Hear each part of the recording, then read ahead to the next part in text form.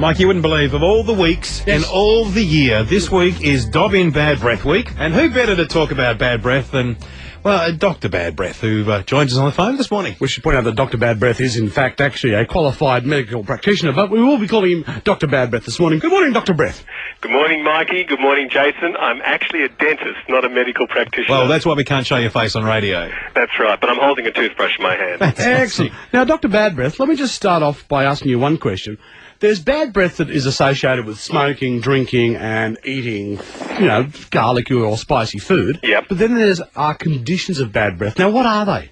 Well, people that have chronic illnesses, if they have a lot of mucus dripping down the back of their throat, if they're on prescription medications that might cause dryness, if they suffer from a lot of stress, all those factors can actually cause bad breath. And how much of a role does dental hygiene have to play? Because I know some people who are really strict with their dental hygiene, but quite frankly, they're stinking poo. The people that have chronic bad breath usually have very good dental hygiene because they're paranoid about it.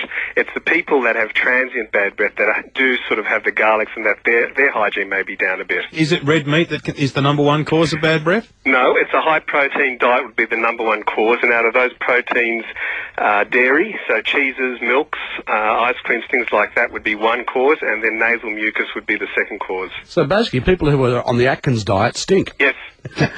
In your job as a dentist, I mean, you must put your head in some almost like the lion's mouth some days.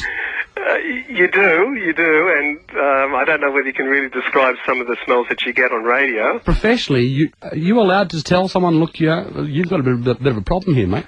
I think you have to tell someone. If someone comes in a clinical situation, you don't tell them, I think you're doing them a misservice. Well, we've read statistics that say something like 70% of Aussies won't tell someone that they've got bad breath.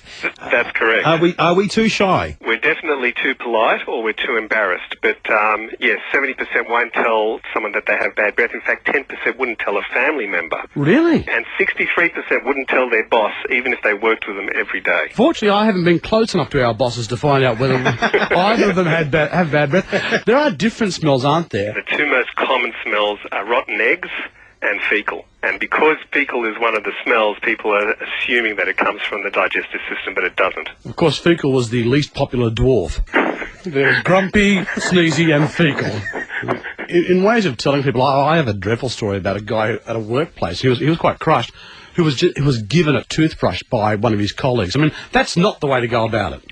It's not, and this is what Dob in Bad Breath Week's about. There is an issue that we need to bring this out of the closet. As I said, people that have chronic problems they've got good hygiene. They don't know how to treat this, and if we can bring this out and make it more public, they can understand that there is treatments available to treat these problems, and they're simple treatments as well. And if anyone wants to read up more, they can go to our website, which is www.dobinbadbreath.com.au. And Mikey and Jason, yes, you're more than welcome to come out and I'll smell your breath. Fantastic. One last question. Those little Listerine, window pane things, do they work? They're going to cover things up for about 15 minutes. So if you've got a passionate kiss coming on or an important business meeting, they'll help for that. Okay, well, I think we should be fine at the end of the show, Jason. Yeah, exactly. Yeah, we don't have any business meetings, but a passionate kiss is how we finish every day at night. Lovely. Nice to talk to you guys. Cheers, mate. Bye.